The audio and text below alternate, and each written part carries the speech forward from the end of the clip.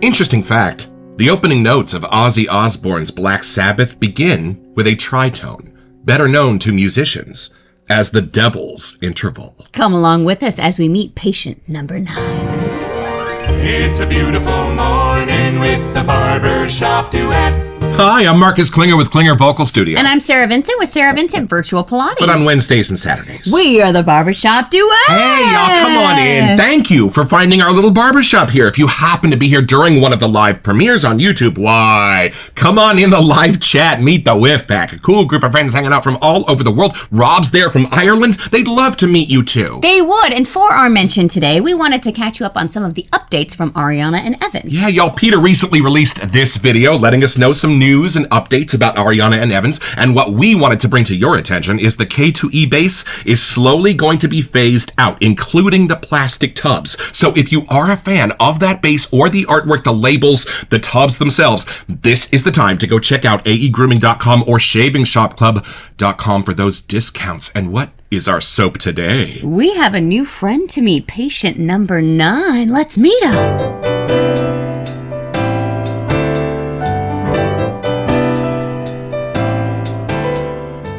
All right, y'all, from the sales page at aegrooming.com. This will be a limited run offering in our new Ultima 2 formulation.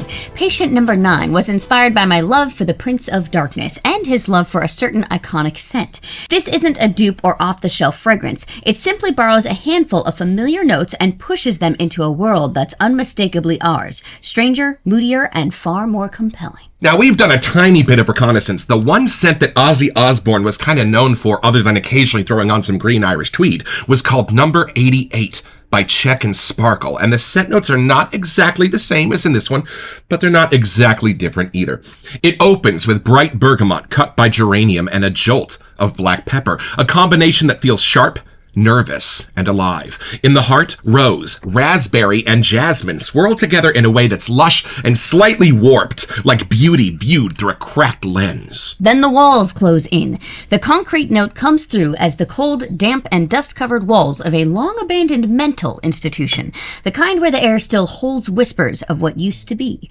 Vetiver and oak moss add earth and shadow, grounding everything in something deeply atmospheric, while sandalwood and choya lobon bring smoke, warmth, and a haunting depth that clings to the skin. I was kind of surprised how light and floral these scent notes start out. But y'all, a giant left turn is taken halfway through. We start with bergamot, geranium, plumeria, blackcurrant, raspberry, choya lobon. We're going to be looking that up. Aged and dampened concrete walls. That's why I wanted to read the scent notes now. Are you serious? Black pepper, sandalwood, cedarwood, creamy patchouli factions, oak moss. Y'all, having been a giant fan of their reality series, I think almost every Osbourne is represented here, including the dogs. Well, why don't we take this patient's straps off and let them out of the box?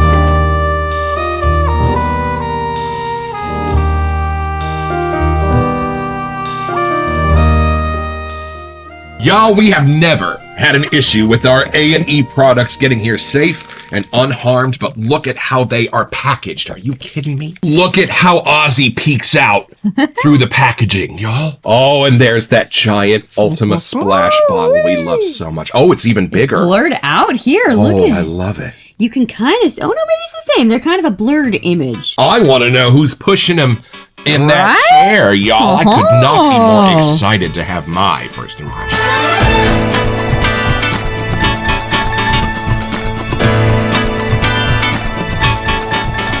Y'all, this Ultima 2 base is an absolute slickness machine, and here is what the pour looks like for those of you who might be curious. All right, here we go. Taking it in. Patient number 9. Okay, I'm curious. Oh. You know, I didn't expect my first whiff to be kind of fruity. Oh, it Beautiful. did taste like raspberry. Maybe that's what it is. Hold on a second. This is wild. I was totally expecting something floral to come popping out of this, but it's not. It's fruity, it's woody, it's herby, it's spicy, it goes light, it goes very dark at the same time. Yo, what a divergence from anything else from A&E we have ever experienced. Hold on a second. Have fun. Well, now, interesting, it's lighter. It's not a real loud or intense scent. And if you've been to an Ozzy concert, this is going to be a bit of a divergence. And, I was kind of wondering if that familiar A&E Lily of the Valley sort of perfumer's base might be in here a little bit. Oh, nay. This starts completely over from scratch. Okay, so I'm glad you reminded me of raspberry, because that is definitely the fruity sense that opens the door, but it's not in its full raspberry form, if that makes sense. Just something lightly balsamic, something bright and morning-ish, something to give it a sense of purple. But sometimes raspberry can even be connected to like a leather kind of a Oh, scent. you are so smart. Yes, think Ombre Leather by Tom Ford. That's how he did it, was with a raspberry sort of note. It's not that exact same thing, but there is something earthy and almost suede that raspberry brings you into. Yeah. Okay, hold on, wait. I just picture the outfits that Ozzy used to wear, and there's just something about that part of the texture-wise coming through. Like purple velvet if it wasn't black, right? And it's definitely sitting on a darker, spicier base, but it's not like it's competing with it. The base has been like carved out, and the lights and the fruits are just like sitting in it like nesting dolls. So there's nothing about the berry that gets impeded on by the patchouli or anything else that was darker in those notes. And I would be shocked if there's not a little bit of oud under the surface. I'm just getting a tiny hint of that beautiful smokiness. Maybe it's part of the cement wall kind of a thing. Oh, right. And you know what? I am kind of getting that, like as a resin, but as a cold one. It did say damp and cold. And I'm not getting anything earthy or dirty. Y'all, we just shot Black Cathedral by Soap Palooza. That gets super dark and earthy. This does not at all. This is like Ozzy and Sharon together. This is beautiful. Okay. The bergamont's on the drier side. It doesn't really go sweet. It almost goes grapefruity for me, but without that bitter character. So a lovely, dapper, masculine citrus kind of brings you in. I mean, bergamont's the primary note in Fruit Loops. It's not that. And I'm trying to figure out the label inspiration, because it's not at all indicative of what this smells like. You know how sometimes you call fat guys skinny just to be funny? This is a bright, optimistic smell. This has hope in it. This scent looks toward the future, and I love that we are recording this on New Year's Day. So I will always remember this scent as the hopefulness of a year to come. That's what this has got in it. This is not the dank corners of a mental institution for me. This is like the conservatory of flowers, and then a day in Golden Gate Park among the trees. Beautiful. And since it is San Francisco, you're going to get a little smoke and patchouli on the breeze. That's fine. That's fine. And then at the very bottom, this is interesting. The very bottom is smooth and creamy. I was really expecting something a Popanoxy or woody to kind of arrest the whiff. That's not what this does. This meets you with a familiar, I think, sandalwood at the very bottom, as if you were meeting Ozzy in person. Because look, there are two different faces to Ozzy Osbourne, at least. There's the version on stage that's taking bats and and then there's Ozzy from the show. That's like making sure Kelly gets up on time and begging Sharon to heat him up a burrito in the microwave. Like Ozzy the dude. And what was funny is you kind of got to know him as that Ozzy. And you saw him struggling with sobriety. You saw him struggling with real things and putting it on our televisions, just like his music did on our radios, to know we weren't going through those things alone. That's what was cool. So this, for me, this is what Ozzy's house would smell like. Okay. This is what the Osbournes TV show would smell like, even the dogs. The florals don't go any sweeter than they do in your favorite barbershop. And this might even be like Ozzy's dressing room as he's getting ready for the show, because there is a little bit of a sense of like hair products or like clean laundry stuff that you might have if you've got Ozzy money. And we were watching our frag reviews on YouTube the other day, and somebody said something interesting. They said it's a lovely scent. It's just not very interesting. This is really interesting. I love this. I like when certain fragrances don't fit in a category either. Right. Like they're almost their own lane, and I think that's what even makes them more intriguing. Yeah, I can tell you what this isn't. It's not a fougere. It's not a gourmand. It's not an aftershave. You know my best friend's house? That's what this smells like if your best friend was the Osbournes. Ozzy, yeah. Even the dog. Light, bright, and not taking itself too seriously. So different than the label, and I love that. All right, take it in.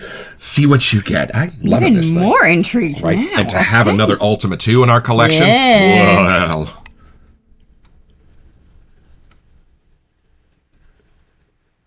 Oh, that is very interesting. I see what you mean by the raspberry. I think then it did jump into a little florally thing at the end for me. Like, I do get a burgundy deep red kind of color in mind, but then it shifts to kind of a moving thing. I don't know if it's the damp side of the cement kind of location, or it almost gets something that's hinting at like the echoes of a star anise or something, like just that color coming to mind. There's something in the middle that took me back to my childhood years. I think it was one of my mom's like all natural cough syrups. It must have been flavored raspberry with like a star anise, a dark something in there. It's not in the whole whiff, but just some part of it trickled in and my brain was like, is that? It's not. But my brain just got a little confused. But maybe if he's a patient, it's a little medicinal for that moment. Well, what's funny is scent is a lot like music. And a lot of times when you sense a particular phrase, it might light up something in your brain that's similar, like the opening of Black Sabbath. That tritone is also The Simpsons. So that little strain of music from that natural cough syrup, and who knows what some of those scent notes were, and there might actually be a lot more accurate than you're giving yourself credit for. Well, it just kind of flew by. It was just there for a moment, and then it went away, but my brain had to take a moment to calculate what just happened. Right. It's also in West Side Story. Maria.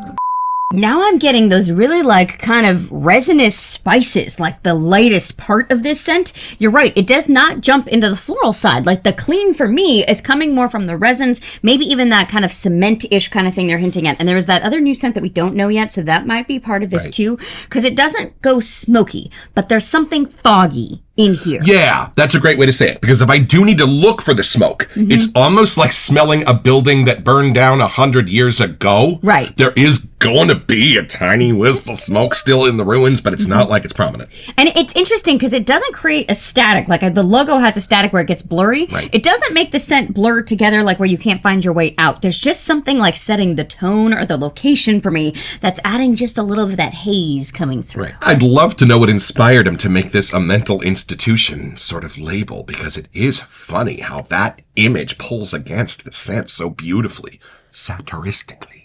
There's something that's like trying to approach almost like an onomalic musk, but super gray, damp kind of thing in the middle. And saying gray, I see where you're going. There's a tiny bit of ambergris. It's not a deterrent thing. It's just kind of like you are a little off kilter, but I think that's the point of adding the mental institution point in there. It's just like, wait, hold a moment. And it's not the ambroxan. No, it's different. It's used differently in here. It's a little bit more of the dirtier part, but yeah, it's beautiful. It's just creating that damp cement, not dank, but just damp.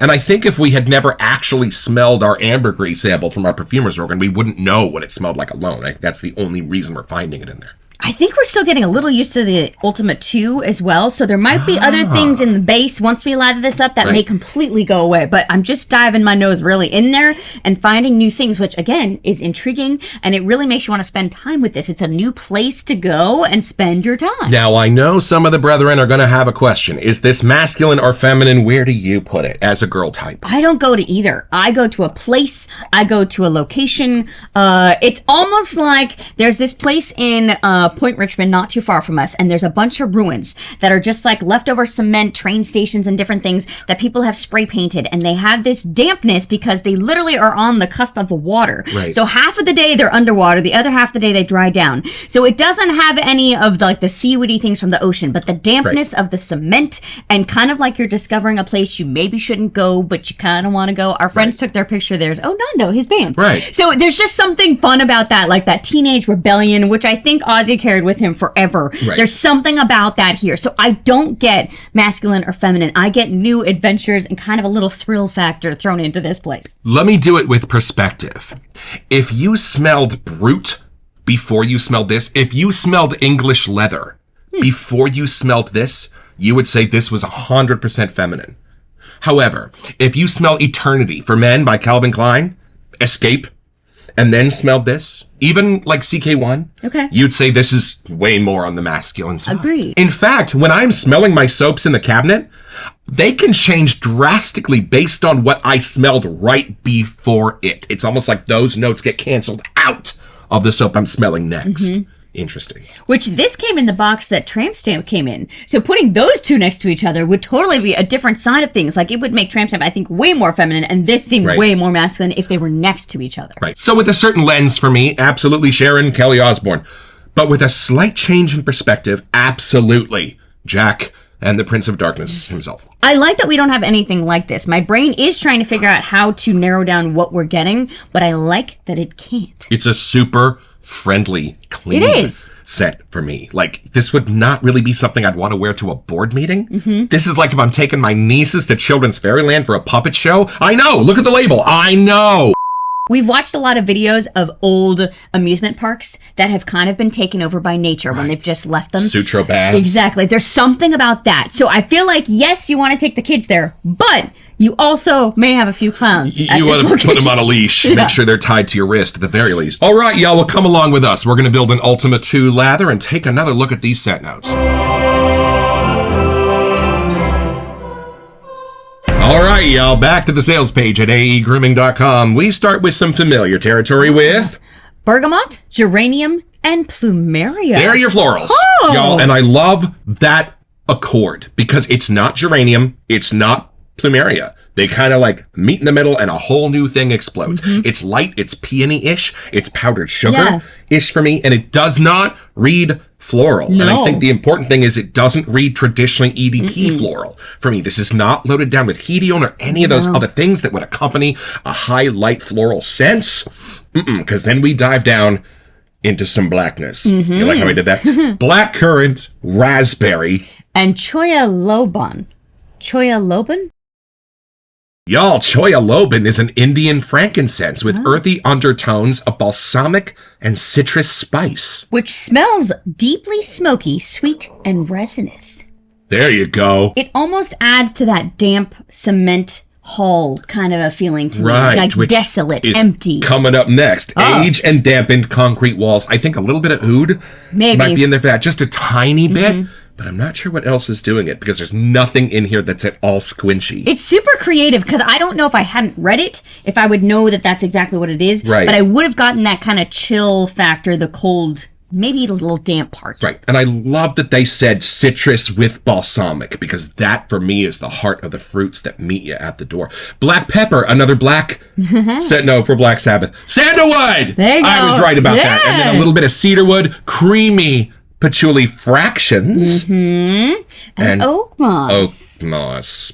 Oak moss and I don't always get along, but I'm fine with it in here. It adds to that damp side for me. Like somehow I do picture oak moss on a damp, cement wall or the base of a tree. Like it kind of connects, so they really kind of seamlessly come together. Yeah. Chocolate on its own without sugar or milk sucks. It tastes terrible. So there's something about super dark scents when they are balanced correctly that I love. And I do love how the oak moss is being offset by the citrus and the florals so that it's just giving it a bit of a darker canvas to sit on. It just has this big tug of war going on. Right. Like we've had 5 days straight of rain and there's just something that smells different in the air with that dampness and that coolness factor. Right. And I feel like this is capturing that in a fun way without it going like a petrichor or wet cement from the rain necessarily, but that dampness part is staying. Right. All right, y'all. This is my KUN bowl, the Dark Nebula one in the larger size from the KUN workshop. I love this thing.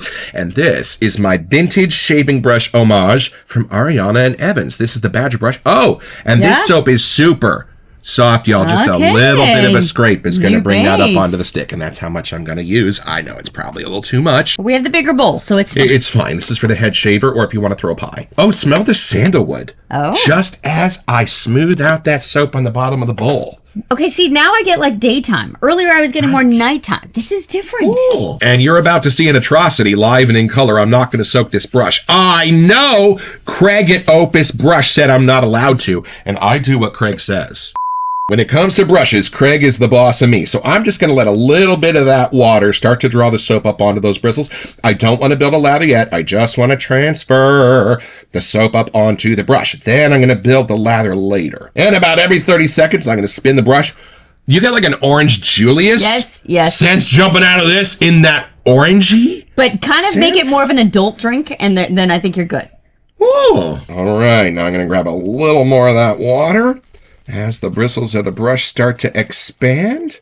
Woo, I'm getting whiffs, and I almost would say that there is no raspberry in there. I don't think I would have known that that's what was adding that little bright fun factor to it. It's turned orangey for me now. And see that cobwebby pattern when you go back and forth This is what I call the Plessy maneuver. That means it needs just a little bit more water. Oh, look at this. Y'all? It's opening up a little bit. Like, it's getting a little more charming, I have to say. It's not a neroli by any stretch of the imagination. No. But it's almost like there's some kind of new orange flower being invented that's coming out of this. Like some new kind of citrus floral, and that's the only floral I find. But still, I wouldn't quite put it in a floral or a fruit category. No. Like, both of those are stretching out in fun, different ways there. Okay, there's like a third contender in here now. Between the fruits and the florals, which are a little bit lighter, there's kind of a powdery note coming out of this. Almost like Ozzy's Barbershop, going back to the idea of this being his dressing room before the show. Right? But it's funny. If I follow that, I go directly into the damp sides around it. Like, it's hard for me to pull out that portion on its own. He wore Brute in his early days. Oh. Kind of like Elvis. Okay. Y'all! That is a fabulous looking lather. Ultima, this is a badger brush. Y'all, they're known for being a little stingy with the lather. Well. And this is something you will only find here in the Barbershop Duet for yet another musical reference. This is the number 9, with on 3, 1, 2.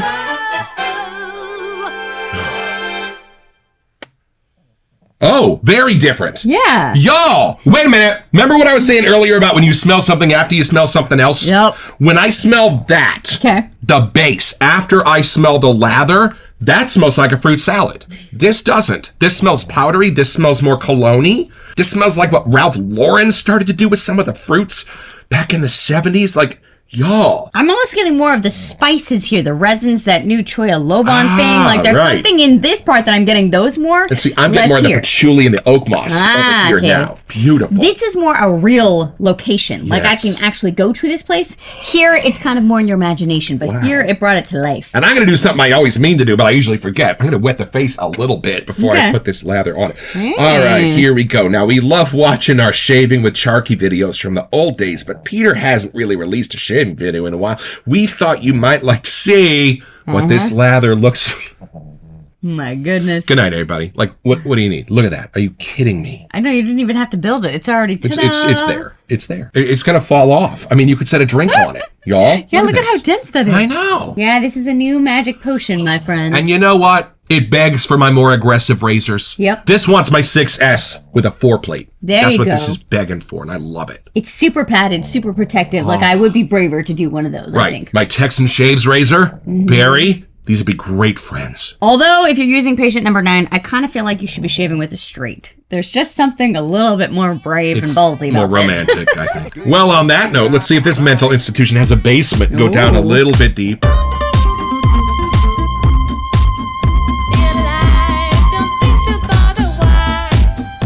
And this is the part you've all come to see. Would you like to attempt to open the splash bottle? Now, sometimes it goes well. Sometimes this is a 90-minute adventure. We'll see what entertainment Ozzy would like out of me today. True. Oh, there you go. It's starting. A little bit at a time.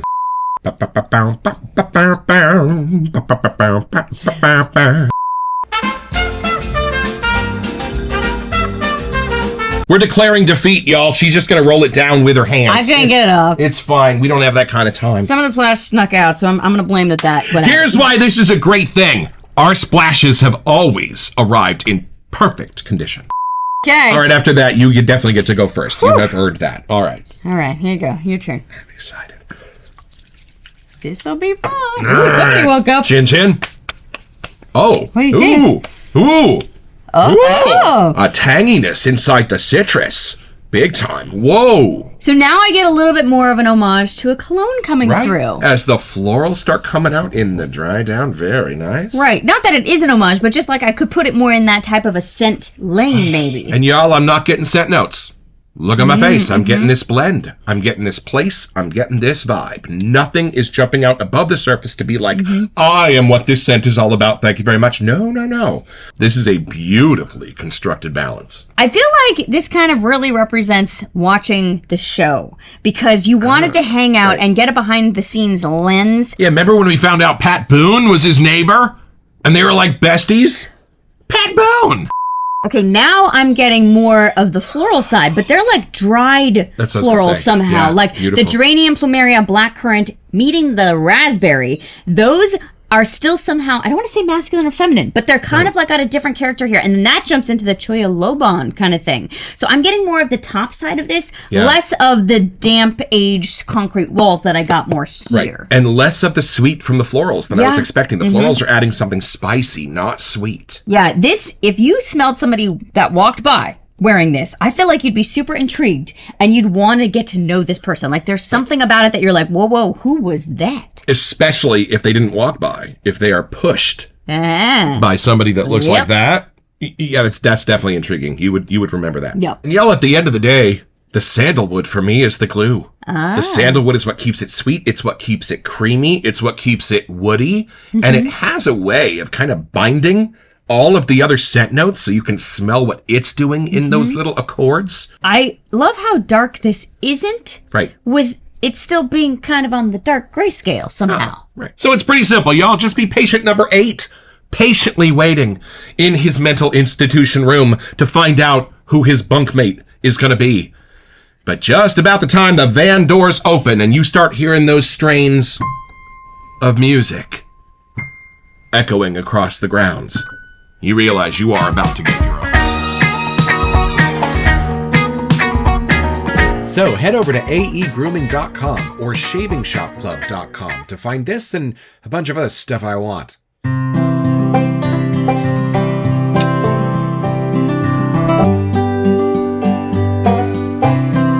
Well, I've had my shave, y'all, with patient number 9. Almost what it would be like to go to an Ozzy concert. The first hit I get is something nostalgic from the candy aisle at the 7-Eleven in the 80s. The second one is something floral and clean like the venue might smell like. And then some of those dark and earthy spices that Ozzy might smell like himself as he approaches the microphone. A fabulous scent. But y'all, this Ultima 2 bass has become one of my top 3 basses of all time, and it might even be climbing. Peter said this is the bass that's going to outlive him. Y'all, it is sensational. If you've tried it, put it in the comments. Peter, you're doing something right with this. Thank you, Peter, Talia, and Evelyn for sending this out to us for free to review. We can't wait for the next one.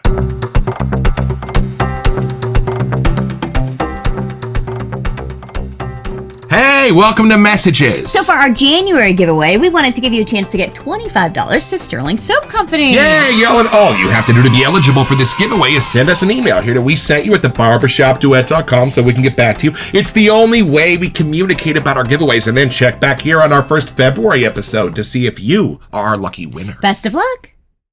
So, y'all, we think this might be loosely based on one of Ozzy's favorite colognes, number 88 by Check and Sparkle. No. Number 88 by Check and Speak. Why did I think it was Sparkle? Sparkle's a way better name.